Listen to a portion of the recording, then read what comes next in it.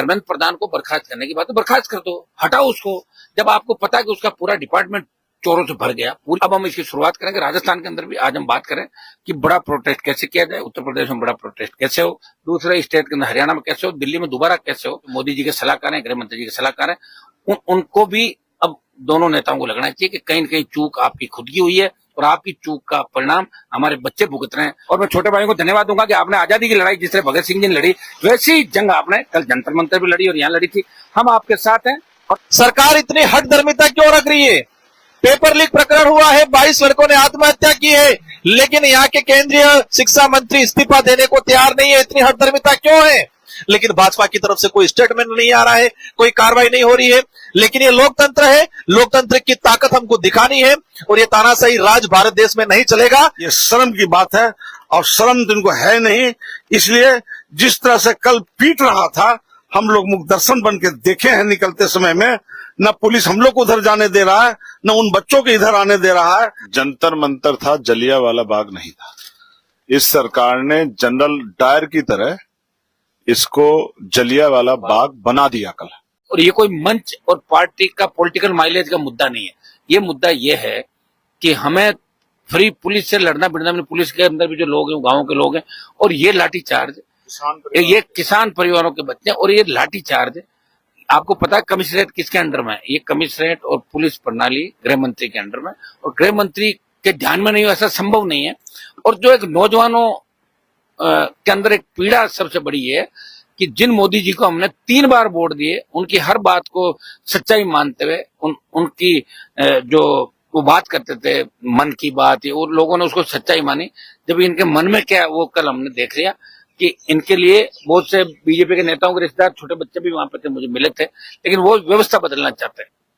और लोकतंत्र के अंदर व्यवस्था बदलने की बात करना कोई गुनाह नहीं है। ये बाबा साहब ने हमें संविधान दिया, ये लोग संविधान की शपथ हमें दिलाते हैं पार्लियामेंट के अंदर। और बच्चों ने पार्लियामेंट जाने की जिद की, तो पार्लियामेंट के अंदर उनके प्रतिनिधि बैठे।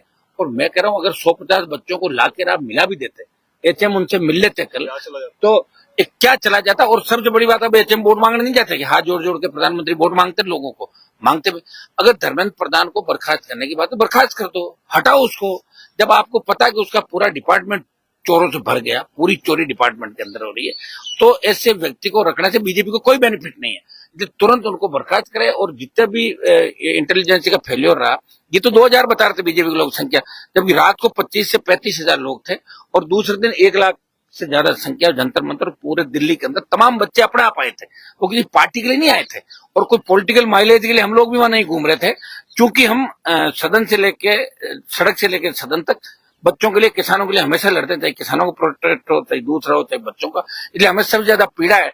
और आप देख रहे हैं कि अब हम इसकी शुरुआत करेंगे राजस्थान के अंदर भी। आज हम बात करें कि बड़ा प्रोटेस्ट कैसे किया जाए, उत्तर प्रदेश में बड़ा प्रोटेस्ट कैसे हो, दूसरे स्टेट के अंदर हरियाणा में कैसे हो, दिल्ली में दोबारा कैसे हो, ताकि जो इसके अंदर दोषी लोग हैं इनके खिलाफ एफआईआर हो, पुलिस के अधिकारियों के खिलाफ, इंटेलिजेंस के जो भी लोग थे, जो नेता इनको गलत बात बता रहे थे, साहब कुछ नहीं तो चले जाएंगे बच्चे, रात को चले जाएंगे डर से, हमने तो किसानों के लिए भी ये किया और वो किया, तब भी भगा दिया। तो इस तरह की जो भ्रामक बातें कही, और बंद कमरों में एसी में बैठे नेता जो मोदी जी के सलाहकार हैं, गृह मंत्री जी के सलाहकार हैं, उनको भी अब दोनों नेताओं को लगना चाहिए कि कहीं न कहीं चूक आपकी खुद की हुई है और आपकी चूक का परिणाम हमारे बच्चे भुगत रहे हैं। उनके माँ बाप टेलीफोन कर रहे हैं, कई बच्चे अभी तक घर नहीं पहुंचे जो गांव से निकल गए। पता नहीं इसका अंतिम आंकड़ा क्या आएगा, लेकिन बहुत दुर्भाग्यपूर्ण घटना हुई। और आज इसको लेके हम सब मजबूती के साथ हम सब यहाँ बैठे हैं, प्रयास भी करेंगे। कल फिर हाउस के अंदर लड़ेंगे और बाद सड़कों पे भी हमारा बड़ा प्रोटेस्ट होगा। ये जो जिंदगी हमारी है, जो पार्टियां हमने अलग अलग बनाई, वो ये वादा हमने किया था देश के नौजवानों के साथ, स्टेट के नौजवानों के साथ। मेरी तो स्टेट में पार्टी बनी, तो हमने कहा कि जब भी जवान किसान को आवश्यकता पड़ेगी, सत्ता छोड़ के सड़क पर आ जाएंगे। और सत्ता एनडीए छोड़ के हम सड़कों पर आए, सत्ता छोड़कर आज भी हम सड़कों पे। सत्ता का मोह हमारे को नहीं है। भाई चंद्रशेखर जी और हम तो राजस्थान में पिछली बार साथ लड़े ही थे, राजकुमार जी भी हमारे साथ हैं, आगे भी हमसे। सुरेंद्र जी बहुत मजबूत योद्धा है, बिहार के अंदर लड़ने वाले लड़ाके हैं। देखो लड़ाकों को तकलीफ भी आती है, तभी वो लड़ाके कहलाते हैं। अगर तकलीफ नहीं हो फिर तो सत्ता है, वहां चले जाओ आप एयर कंडीशन के अंदर बैठ जाओ जाके, कागजी नेता बैठे रहते हैं। तो मैं देश के नौजवानों को इतना ही कहना चाहता हूँ, हम आपके साथ हैं। कई बच्चे ये भी कह रहे हैं कि हमारी लाठी चल गई, साहब आप दिखे नहीं।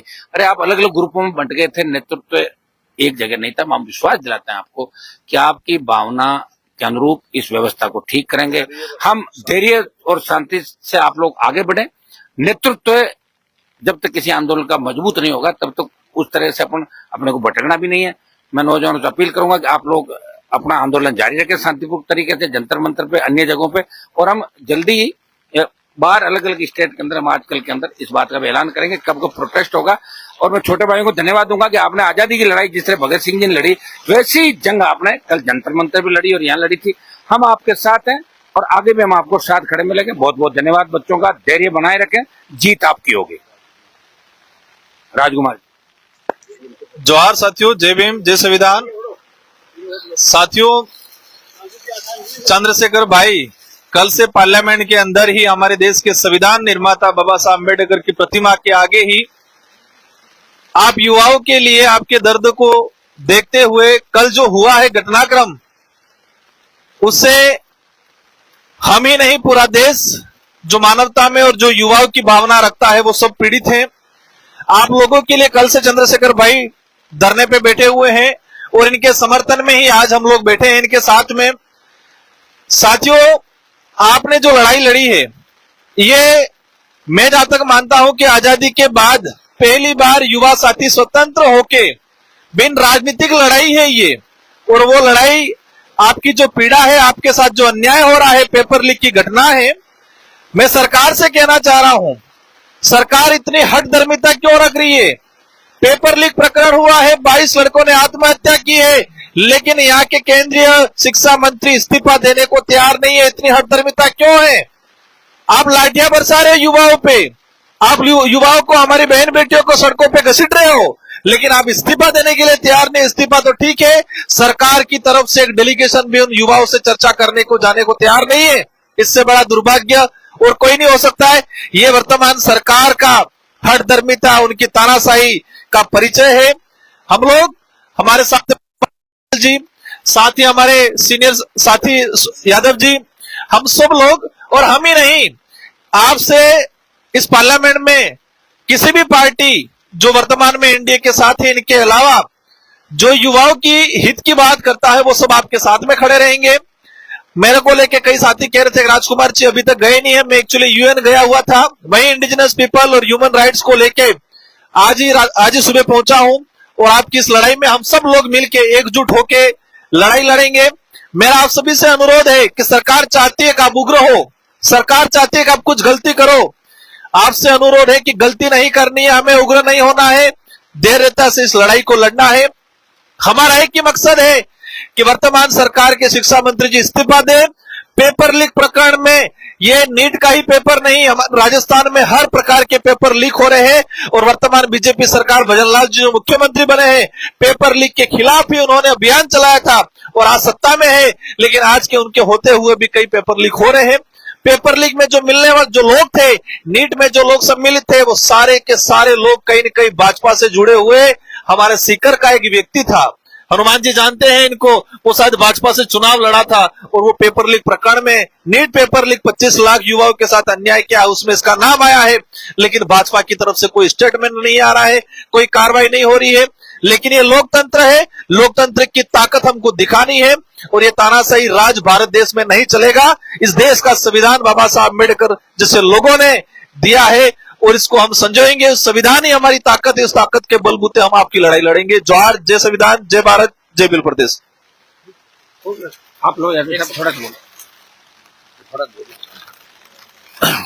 जिस तरह से किसान के जो बच्चा और बच्ची है आत्महत्या कर रहा है, बड़ा उम्मीद और विश्वास के साथ किसान अपने बच्चा और बच्ची को कर्जा लेकर मेहनत मजदूरी कर कर तैयार करा रहे हैं। और जो ये बार बार पेपर लीक हो जा रहा है, तो दोषी लोग को क्यों नहीं आप हटाते हैं? इसका मतलब कि आपका भी संलिप्तता इसमें है। और सरकार चाहती तो पेपर लीक नहीं होता, हक और अधिकार उस बच्चों को मिल जाता। और आज बच्चों के हक अधिकार नहीं मिल रहा है, तभी चंद्रशेखर जी बाबा भीमराव अम्बेडकर जी के नीचे बैठे हैं हक अधिकार के लिए। वो बच्चों के लिए, जिन बच्चों को एक एक पैसा जुटाने में उनके माँ बाप को बड़ा कड़ी मेहनत करना पड़ता है, दूसरे के हम मजदूरी करना पड़ता है। ये शर्म की बात है और शर्म तो इनको है नहीं। इसलिए जिस तरह से कल पीट रहा था, हम लोग मुख दर्शन बन के देखे हैं निकलते समय में। न पुलिस हम लोग को उधर जाने दे रहा है, न उन बच्चों के इधर आने दे रहा है। बच्चे शांति से अपना प्रदर्शन कर रहे थे, मांग कर रहे थे, पर बर्बरता से बच्चों के साथ पेश आया। बहुत दुख की बात है, ये शर्म की बात है। इसलिए अब यह देश में आंदोलन चलेगा शांतिपूर्ण, और नहीं तो हक अधिकार दे दीजिए। आंदोलन खत्म कराना है तो हक अधिकार खत्म दे दीजिए। आपको धन्यवाद, और बच्चों बधाई देगा, और बहुत बहुत धन्यवाद, बधाई। ये जंतर मंतर था, जलियांवाला बाग नहीं था। इस सरकार ने जनरल डायर की तरह इसको जलियांवाला बाग बना दिया कल। दूसरा, जो राजस्थान में जो पेपर लीक में पकड़ा गया, उसने कहा कि बड़ी मछलियां इसमें शामिल हैं, तो और सरकार की चुप्पी और मंत्री पर ना कार्रवाई होना इस बात तरफ इशारा कर रहा है कि बहुत बड़े बड़े लोग इसमें शामिल हैं, कि जिन पे आंच आएगी। इसलिए ये सुप्रीम कोर्ट को भी इसका स्वतः संज्ञान लेना चाहिए और सख्त कार्रवाई करनी चाहिए, वरना न्यायपालिका से भी लोगों का भरोसा उठ जाए।